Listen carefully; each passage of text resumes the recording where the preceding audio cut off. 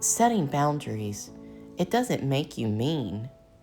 It makes you wise. Hey friends, welcome back to Grace in the Journey. We're continuing our series on Check Your Circle. And today we're talking about something that so many people struggle with. Setting boundaries without feeling guilty. Because seriously, we know when something feels off. We know when relationships are draining us. We know when God is nudging us to create space. But when that time comes, it also comes the hard part. What will they think? Am I being mean? What if I hurt them? So instead of setting boundaries, we stay. We tolerate. We overextend. We carry things God never asked us to carry. But here's the truth you need to hear today. Boundaries are not rejection. They are protection. Even Jesus had boundaries. There were moments he stepped away from the crowds. Moments he withdrew to pray. Moments he didn't respond to every demand placed on him. Because even while loving people, he never lost alignment with his purpose. The Bible says in Proverbs 4:23, above all else, guard your heart, for everything flows from it. Guarding your heart, it requires boundaries. Not walls, not isolation, but healthy limits. All right, so let's talk about what these boundaries can look like, because they don't always mean cutting people off completely. Sometimes boundaries look like limiting access. See, not everyone needs full access to your time, your energy, or your emotions.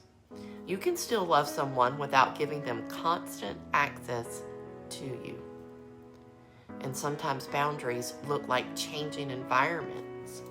You may not be able to stay in certain conversations, certain places, or even certain situations anymore.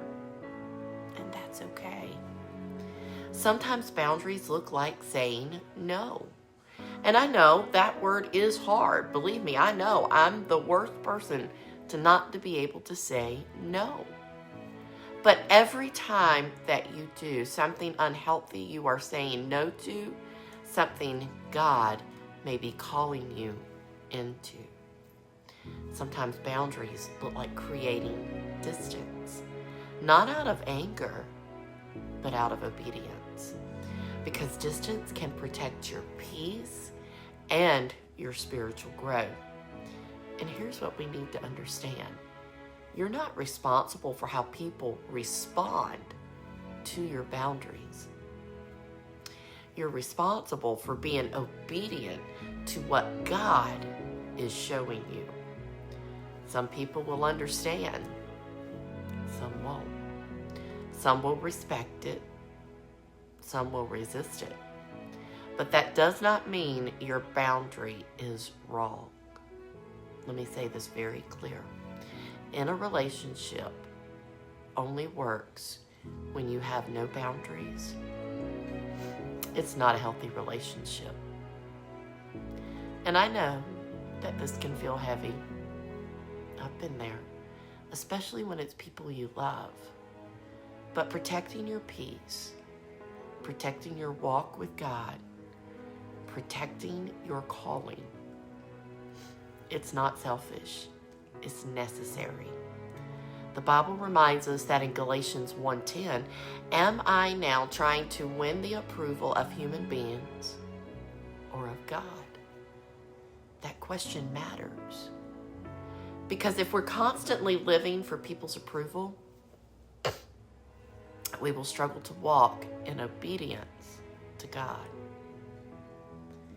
So today I want you to reflect on this. Where is God asking me to set a boundary? Where have I been overextending myself? Where am I feeling drained, but still saying yes? And maybe today our prayer is simple. Lord, give me the courage to set healthy boundaries. Help me to love people well without losing myself in process. Teach me to walk in wisdom, not guilt. And help me to honor you in every relationship in my life. That prayer needs to be said over and over. Because, friend, boundaries are not about pushing people away. They're about making sure nothing pulls you away from God. So today, give yourself permission to protect what God is building in you. I'll see you guys tomorrow. Have a great day. Bye-bye.